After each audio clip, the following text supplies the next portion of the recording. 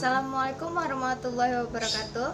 Perkenalkan, nama saya Fadila Amelia Sari dari kelas 4D, jurusan Tadris Bahasa Inggris, Fakultas Tarbiyah dan Keguruan. Di sini saya akan menjelaskan tentang filsafat pendidikan perennialisme guna memenuhi tugas yang diberikan oleh Ibu Sri Rahma Ramadhani selaku dosen filsafat pendidikan di Universitas Islam Negeri Sultan Toha Saifuddin Jambi. Yang pertama adalah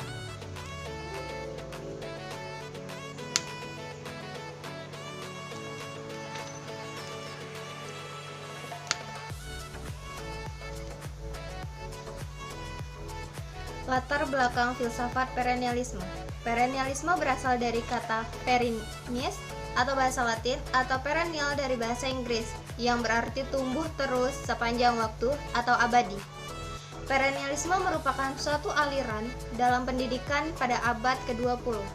Perennialisme lahir sebagai suatu reaksi terhadap pendidik progresif. Jalan yang ditempuh oleh kaum perennialisme adalah dengan jalan mundur ke belakang, dengan menggunakan kembali nilai-nilai atau prinsip umum yang telah menjadi pandangan hidup yang kukuh, kuat pada zaman kuno dan abad pertengahan. Baiklah, materi selanjutnya adalah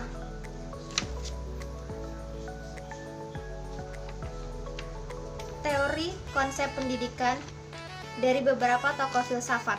Yang pertama adalah Plato. Menurut Plato, dunia idea bersumber dari ide mutlak, yaitu Tuhan. Kebenaran itu ada, yaitu kebenaran yang bulat, utuh. Masyarakat ideal adalah masyarakat adil, sejahtera. Manusia yang terbaik adalah manusia yang hidup atas dasar prinsip ide mutlak. Ide mutlak adalah yang membimbing manusia untuk menemukan kriteria moral, politik, dan sosial serta keadilan. Ide mutlak adalah suatu prinsip mutlak yang menjadi sumber realitas semesta dan hakikat kebenaran abadi yang transendental. Tokoh yang kedua yaitu Aristoteles.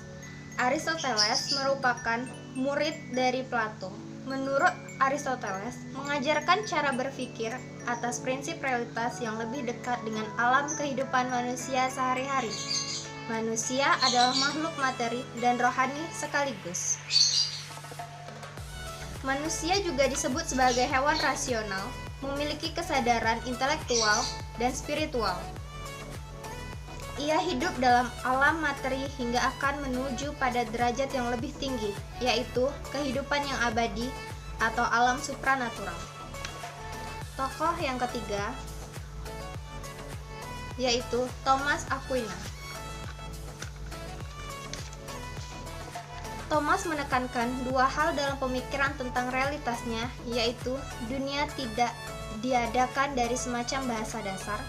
Yang kedua, penciptaan tidak terbatas pada satu saat saja. Thomas mengemukakan bahwa pengetahuan diperoleh sebagai persentuhan dunia luar dan oleh akal budi sehingga menjadi pengetahuan. Materi selanjutnya adalah landasan filosofis perennialisme. Aliran ini memandang manusia sebagai makhluk rasional yang akan selalu sama bagi setiap manusia dimanapun dan sampai kapanpun dalam pengembangan historitasnya.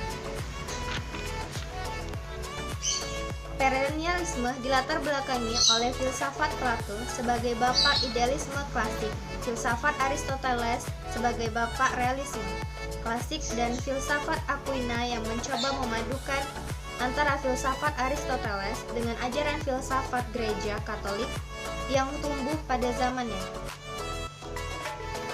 Materi selanjutnya adalah kurikulum perennialisme.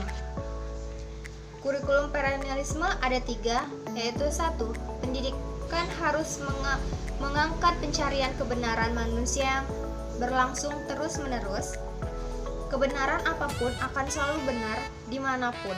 Kebenaran bersifat universal dan tidak terikat oleh waktu. Yang kedua adalah Pengolahan rasionalitas manusia adalah fungsi penting pendidikan. Yang ketiga, pendidikan harus menstimulasi para mahasiswa untuk berpikir secara mendalam mengenai gagasan signifikan.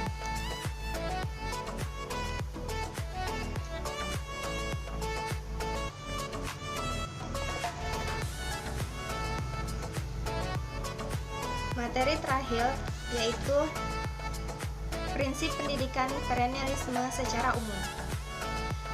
Prinsip pendidikan perennialisme itu ada 5, yaitu 1. Tujuan pendidikan adalah sama dengan tujuan hidup, yaitu untuk mencapai kebijakan. Kedua, rasio merupakan atribut manusia yang paling tinggi. Manusia adalah bebas, namun mereka harus belajar untuk memperluas pikiran dan mengontrol seleranya. Ketiga, tugas pendidik adalah memberikan pengetahuan tentang kebenaran yang pasti dan abadi.